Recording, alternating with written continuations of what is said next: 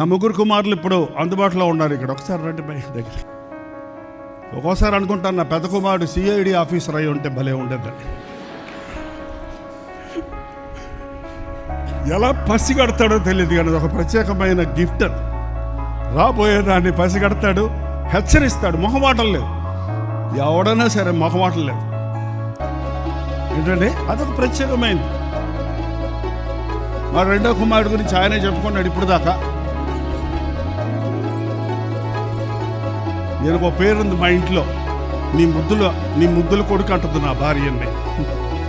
ఎప్పుడు ఎంట పెట్టుకుంటాను, ఎందుకంటే ఈ ముద్దుల కొడుకుని ఎవరిని ఎత్తుకుపోతారేమోనని, సైతాన్ని ఎత్తుకుపోతేమోనని. అయినా కూడా తప్పించుకొని తిరిగారని ఇప్పుడు చెప్పింది చూస్తే నాకే ఆశ్చర్యం వేసింది. బట్ దేవుడు వదిలిపెట్టాడు కదా. ప్రార్థనతో పెంచిన బిడ్డలు పాపాన్ని రుచి చూస్తారేమో కానీ పాపంలో బతకలేరు, తప్పిపోతారేమో కానీ దేవుడు విడిచిపెట్టడు. నేనైతే నాకు తెలియదు ఎన్ని రాత్రులు నా బిడ్డల కోసం తిండి తినకుండా నిద్ర పోకుండా మూలుగుతున్నాను. ఒకవేళ కొడుకులకు కూడా పూర్తిగా తెలియదు, నా భార్యకు తెలుసు.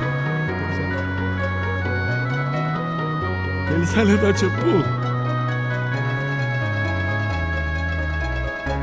సోఫాలో కూర్చొని ఏడుస్తుంటే పక్కన నిలబడి ఎంతసేపు ఏడవదు, ఊరుకోమందు. నా ఫీలింగ్కి నా కళ్ళ మీద కారిపోతుంటాయి నీళ్లు, కాళ్ళు వాసిపోతాయి. తన కంటమ నీటి రాదు, స్తంభంలాగా నిలబడద్దు ధైర్యంగా. ఊరుకోండి అంటది మధ్యలో మాత్రం. ఎప్పుడన్నా దేవుని కృప అండి నా పట్ల. నాకు ఇచ్చిన భార్యను బట్టి, నా ముగ్గురు కుమారులను బట్టి ఐఎమ్ ప్రౌడ్ అబౌట్ యూ. మరి రాజ్ ప్రకాష్ గురించి నేను చెప్పక్కర్లేదు, చాలా మంచోడు అనబడే.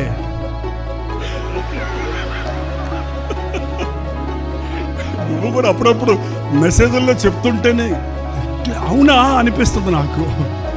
బట్ ఏదేమైతేనే ముగ్గురు దేవుని ప్రేమతో పట్టబడ్డారు, దేవుని సేవలో సాగుతున్నారు.